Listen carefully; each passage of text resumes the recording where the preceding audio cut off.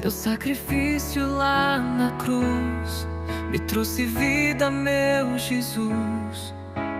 Posso cantar, liberto sou. Eu sou livre para adorar. Graça e paz do Senhor Jesus a todos, bem-vindos novamente ao canal Palavra de Deus Diária.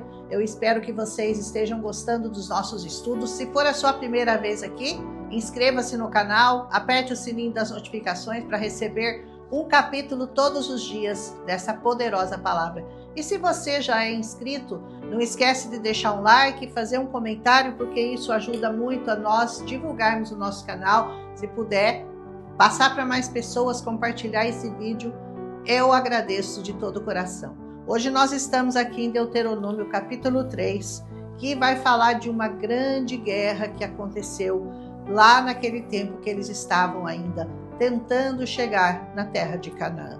E é interessante que no versículo 2 desse capítulo de Deuteronômio 3, ele vai falar não temas. E depois, no versículo 22, ele vai repetir o não temas. Só que entre o versículo 2, dito de novo, entre o 2 e o 22, existe o relato da guerra que aquele povo já tinha passado e onde Deus lhes deu a vitória. Então, se você ainda está passando pela guerra, continue firme nas promessas, continue com o não temas de Deus, porque é o Senhor que vai lutar as nossas guerras. E assim Deus diz: lembra-te da vitória que lhes dei com Seom, o rei dos amorreus, versículo 2. E Deus lhes deu novamente a vitória contra Og, o rei de Bazã, cuja cama era de ferro, media 4 metros de comprimento por 1,80 m de largura. Era bem pequenininho esse rei, nada temeroso. Todo mundo podia ficar tranquilo que o rei era pequenininho. Todas as cidades foram conquistadas, nenhuma restou. 60 cidades conquistadas. O Senhor é poderoso, lutando com pessoas que eram escravos, que não entendiam nada de exército, não eram guerreiros poderosos, não eram guerreiros treinados. Simplesmente é porque o Senhor é que dava a vitória a eles. Todas eram fortificadas, todas essas cidades que eles derrubaram, que eles venceram, elas eram fortificadas, elas tinham muros, tinham portas, tinham trancas, e nenhum inimigo ficou de pé. Sabe qual inimigo vai ficar de pé na sua vida quando o Senhor tomar as suas guerras? Nenhum. Não adianta tranca, não adianta porta, não adianta portão de ferro, nada. Ah, sem muros também, porque isso não faz diferença quando Deus quer te dar vitória. Aquelas que tinham muro, aquelas que não tinham muro, não importa. O Senhor deu a vitória àquele povo em todas as situações, em todas as circunstâncias, contra todos os povos, porque é assim que o Senhor faz. Ele nos dá a vitória em todas as circunstâncias, nas mais contrárias, nas mais impossíveis, nas mais difíceis, nas mais tenebrosas da nossa vida. Deus insiste que a vitória que ele dera outrora, ele daria novamente. Por que você lê essa Bíblia inteira? Por que você vai conhecer todas essas histórias? Porque Deus quer sempre nos lembrar, quer nos trazer à memória que aquilo que Ele fez, Ele pode fazer novamente, porque Ele é poderoso, porque Ele tem todo o poder nas mãos. Aleluia!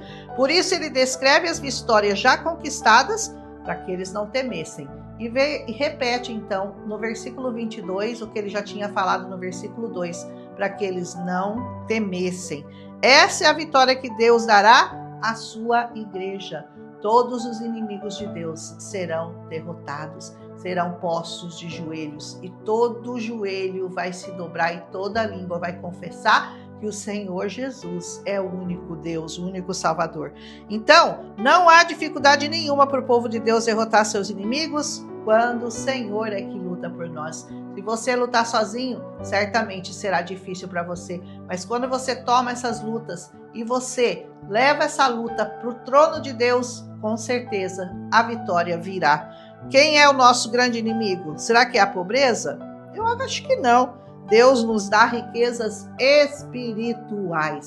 Então, o nosso grande inimigo é o pecado, porque é por ele que o diabo luta contra nós. As armas do diabo contra nós somos nós que damos para ele. que é o nosso pecado. Se você desarmá-lo, ele não tem como lutar contra você. Você vai tirar dele todas as armas. Aliás, você vai tirar a única arma que ele tem contra você, que é o seu próprio pecado. É para pecarmos contra Deus. Então, por que tememos o frio, o sol, a fome, o desemprego, mas não tememos o pecado?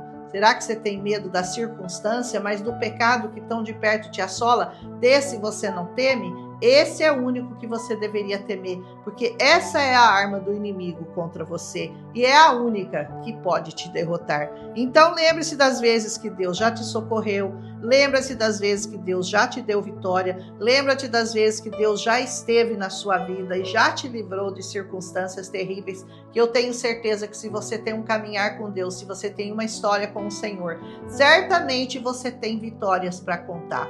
Você passou por lutas e você teve vitórias. E essa luta que você vai estar passando, o Senhor também já te deu a vitória. E é nisso que nós cremos. E é isso que move a nossa fé. Mas, como aquele povo, você terá que pegar em armas espirituais e ir à luta todos os dias contra o pecado. A nossa luta contra o pecado é diária, porque o pecado, ele habita em nós. E só por meio do sangue de Jesus é que nós somos livres do pecado. Aleluia! Então lembre-se que o salário do pecado é o quê? A morte. Mas o dom gratuito de Deus é a vida eterna por Cristo Jesus, nosso Senhor. Romanos 6, 23. Na parte final desse capítulo, Moisés vai relatar o seu pedido a Deus por misericórdia. No final desse capítulo, para que ele permitisse que eles entrassem em Canaã. Mas que ele, o próprio Moisés, entrasse em Canaã, mas o Senhor não lhe permitiu e ordenou que ele não tocasse mais naquele assunto. Sabe, tipo assim, assunto encerrado, Moisés, a minha decisão já está dada, eu não volto atrás daquilo que eu decido. A Moisés só resta olhar a terra de longe. Versículos 26 e 27. E reafirma que Josué é quem atravessaria a frente do povo para repartir a herança. Versículo 28 desse capítulo.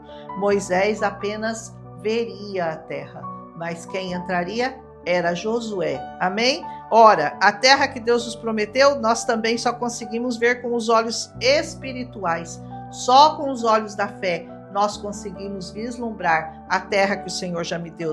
Mas isso não significa que ela não exista, porque ela está lá, certo? Ou que ela não esteja à nossa disposição. Só depende de nós usarmos as armas certas, que são crer, obedecer, lutar contra o pecado e tomar posse das promessas. Essas são as armas que o Senhor colocou nas mãos daqueles que confiam nessa palavra. Deus não é homem para mentir, não é filho de homem para que se arrependa. O que ele prometeu, ele é fiel para cumprir. Glorifique a Deus por isso. O versículo 20 vai nos dizer: até que o Senhor conceda descanso aos seus outros irmãos israelitas, como deu a vocês, e tomem eles posse da terra que o Senhor, o Deus de vocês, está dando a eles do outro lado do Jordão. Depois vocês poderão retornar, cada um, à propriedade que lhes dei. Aqui Deus estava se referindo àquelas tribos, a de Ruben, a de Gade e a metade de Manassés, que já tinham conquistado a terra deles, mas que eles teriam que ir à luta junto com os outros para poder vencer as batalhas deles, para que eles conquistassem a terra. Eles não quiseram atravessar o Jordão, ficaram do outro lado. Foi uma decisão errada, porque eles acabaram ficando desprotegidos ali, e foi a primeira tribo que desapareceu. O que isso significa espiritualmente a nós? Que já que pela fé nós conquistamos a nossa terra no céu, mas nós temos que ajudar os nossos irmãos, aqueles que ainda não confessaram o Senhor, aqueles que ainda não creram nas promessas, aqueles que ainda não declararam o nome de Jesus sobre suas vidas, nós temos que ajudá-los a batalhar e a vencer essa guerra que o Senhor colocou. Significa que não é porque você já tem a sua salvação, você já está belezinha aí, já está de boa, e você não vai se importar e você não vai lutar pela salvação e pela fé do seu irmão que ainda não conquistou essa terra. Esse é o ID de Deus, e você tem que cumprir o ID de Deus, aleluia. É pregar o evangelho até que Deus reúna para si todos aqueles que ele separou e que Ele escolheu. Se você se fechar no seu egoísmo, tá feliz, né, irmão? Tá feliz porque já alcançou a salvação, o Senhor já te remiu, o Senhor já te deu vitória, o Senhor já falou com você, aí você tá sossegado, você não quer mais ajudar ninguém a sair do buraco, a sair das trevas e a vencer essa batalha. Não, a sua missão é ajudar os seus irmãos a atravessar o Jordão, assim como você ajudou, como você foi ajudado, você também tem que ajudar. Deus poderá usar com você a mesma severidade que Ele usou com Moisés, caso você não queira ajudar e não tenha fé suficiente para crer que aquele que começou a boa obra é poderoso para completá-la. Você tem que cumprir o ID de Deus. Você pode ficar só vendo de longe e não poder entrar, assim como aconteceu com Moisés. Então, irmão, presta atenção. Pregar o evangelho, semear essa palavra no coração das pessoas é seu dever, é a sua obrigação, é o meu dever, é o mandamento, é uma ordem que está sendo seguida, que deve ser seguida, que precisa ser seguida. Pregar o evangelho a toda criatura. Quem crer for batizado será salvo, quem não crer já está condenado, mas a sua obrigação é continuar pregando. Então, que a gente não se conforme, que a gente não se acomode, que a nossa cômoda situação de salvos em Cristo, que ergamos a nossa voz sempre com as armas que nós temos para ganhar almas e almas para Jesus Cristo, aleluia. E vamos crer que muitos vão se achegar a nós, que muitos darão ouvidos a essa palavra e serão salvos por ela. Você não sabe quem Deus quer salvar, você não conhece o coração das pessoas. Então, muitas vezes que você pensa, nem vou pregar para essa pessoa, não adianta, ela não vai aceitar Jesus. Não pense assim, porque aquele que você mais improvável, eu sou a mais improvável, você provavelmente é o mais improvável, e você acabou confessando Jesus como seu Senhor e Salvador. Por que que você vai desistir de outras pessoas que aparentemente também não têm esperança? Não vão aceitar. Vão aceitar porque não é pelo seu falar e não é pelo seu agir e não é por causa de você, mas é o agir de Deus, é pelo Espírito Santo de Deus, é pelo poder que há nessa palavra.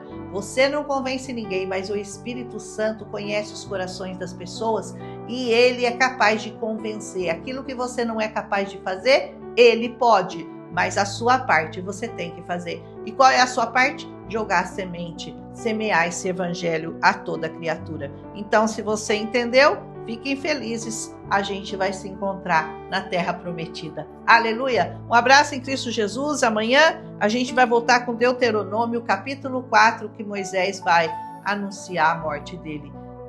Todo mundo um dia vai passar por isso, certo? Não é porque era o Moisés que ele não iria passar pela morte. O Senhor já estava dando recado para ele, já estava avisando do que aconteceria, porque os justos são avisados da sua partida. Um abraço em Cristo Jesus e até amanhã, se o Senhor nos permitir. Amém? Teu sacrifício lá na cruz me trouxe vida, meu Jesus. Posso cantar, liberto sou. Eu sou livre pra adorar.